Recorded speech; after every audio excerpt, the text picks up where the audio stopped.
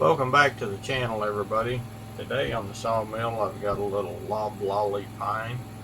If you're not familiar, this is a human manipulated shortleaf southern yellow pine.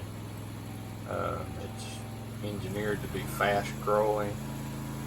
The rings are very spread out, which makes it a pretty unstable wood. This one's been down for about 8 months, so it's starting to get in pretty rough shape. As you can see, all the barks fell off of it. It's got a couple of soft spots just on the very outside, which I hope when we slab it off here we'll get rid of that. It's a little over 12 foot long. It's about 12-14 inch on the little end. I forget now, I didn't measure it. It's got a bit of a crook to it. We're going to try to get some dimensional 2x6s out of it today. What my goal is. Of course, if we need to, we'll pick off a 1x or 2 rather than throw them in the scrap pile. Of course, we've got the first slab off, and if you was paying any attention, it had an hourglass shape. That was that bow in the log I was talking about. Had what they call the horns up, so they curve up toward the sky, but produced that hourglass shaped slab. Now we've got the second slab loose, and as you can tell, it kind of popped up off of there. It's got a little bit of tension going on. The crook, of course, means that the tree was leaning when it was growing, and the pith isn't quite centered in it.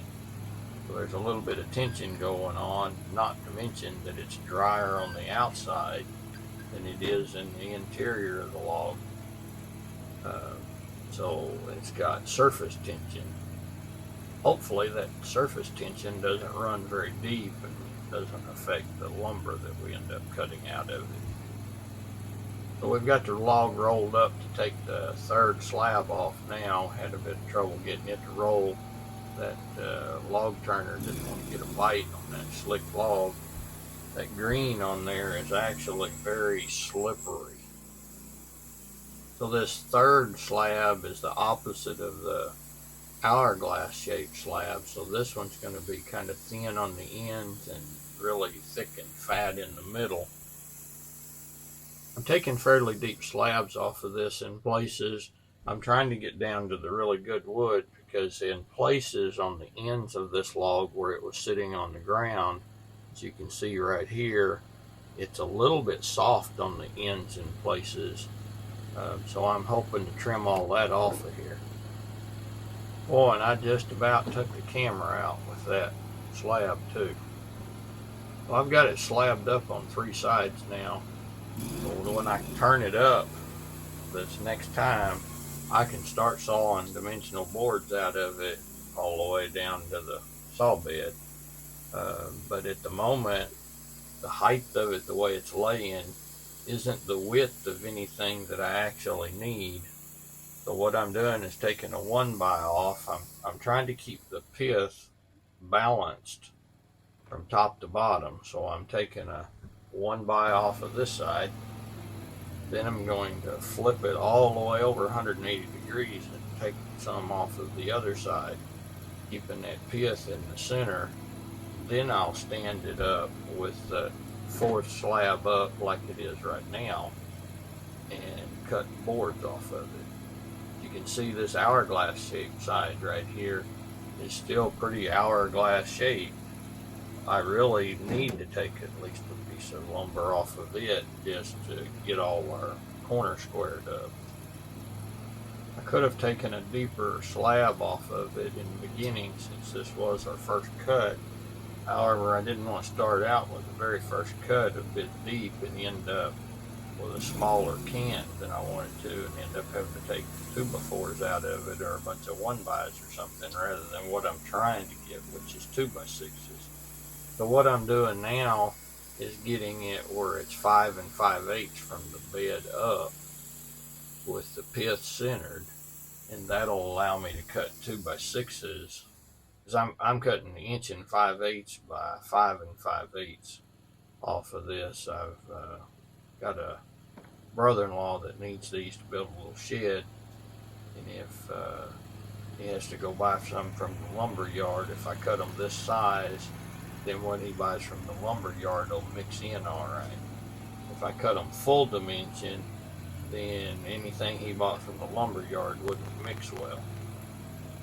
Since that last slab that we need to get off is toward the operator side instead of the loader side, I'm just going to raise it up and use gravity to help me tip it back up real quick. That's much simpler than going 270 degrees with the log turner, or 270 degrees flipping it with the log clamp as well. So now we got it clamped up and ready to cut that slab off. What I'm doing right now is feeding information into my little SetWorks computer. I'm going to raise the blade up higher than I think the top board should come off, and I'm telling it to divide the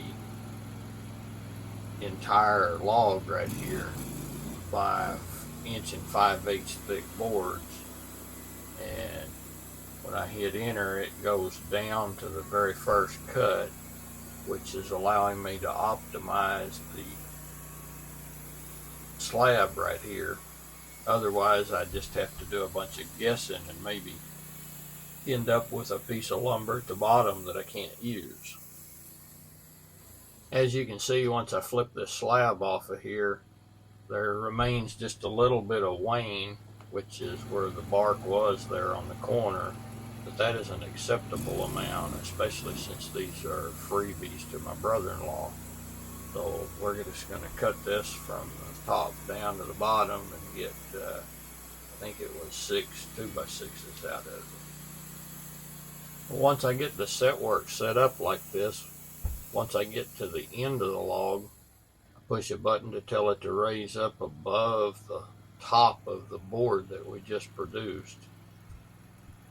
Then once I get to the operator end, I push another button which drops it to the next cut, calculating the board and the thickness of the saw kerf, which is about 1/16 of an inch.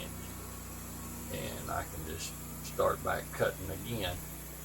So to try to speed this up a bit, I get it cutting, grab the board that we just cut loose, pull it backwards. I've got to get it pretty good ways back out of there to get past the control station to off-bear it on the operator side.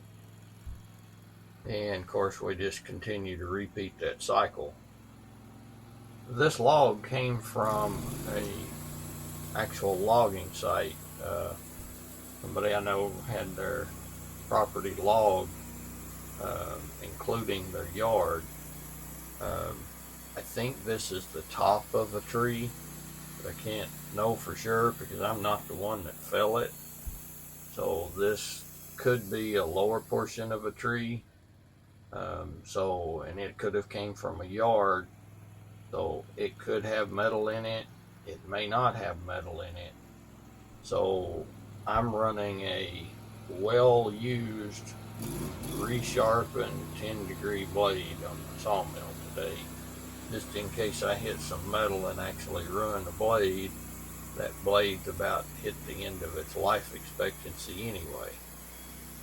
I wouldn't want to ruin a $30, $35 blade over $40 worth of lumber.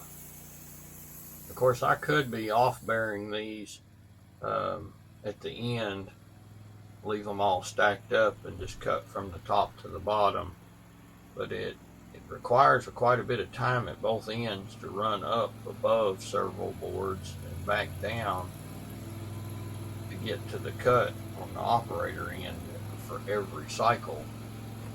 If the up and down motor ran about twice as fast as it does, that would be a no-brainer. Just keep cutting them, take them all off as a stack, which I have done some of before. That's why I say I know that it's kind of slow, and it sure makes for a boring video unless you edit all that out, because it takes several seconds at each end to get especially when you're getting down to that last board. I have several pine down that's been down all winter. I need to get the balance of those sawn into some kind of lumber, or at least squared up and all the bark off of them before the warm weather gets here.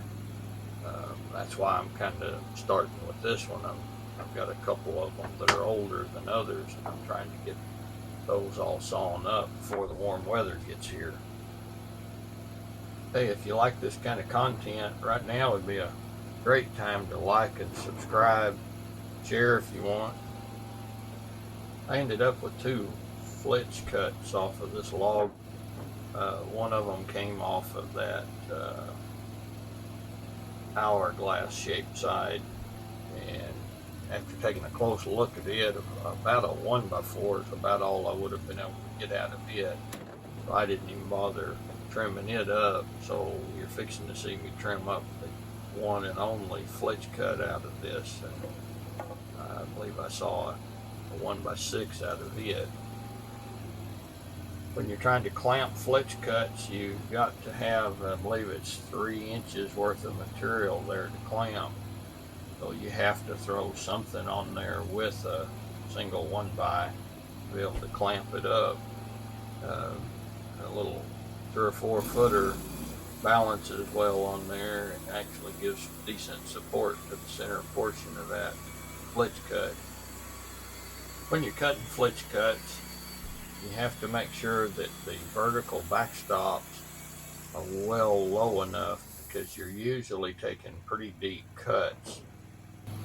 If you combine that with the fact that the first cut, the bottom isn't sitting nice and flat on the log bed, sometimes it can make for pretty precarious clamping. I've never had it bind up, but what can happen as you're making the cut is they all roll over. Whether you're cutting one or multiples, they can topple over like a deck of cards, bind on the blade, and possibly knock the blade off, even break the blade. Most of the time before I actually make that cut, I walk around the head and grab a hold of the top of the stack and give it a vigorous shake to make sure that they're not going to domino over as soon as I start cutting. But what I'm doing now is getting set up for the next log, moving the clamp back toward the loader, raising the backstops up. I try to make a habit of getting those backstops up before I shut the mill down between logs, so that I don't accidentally throw a log on there and roll it over into the building. Here's what we ended up with out of that little 12-inch pine. We got 6 2x6s and 1 1x6 out of it. A couple of them have a little bow in them. None of them really have any crook going on though, which is what we want to see in dimensional lumber. I hope you liked the video. Have a good day.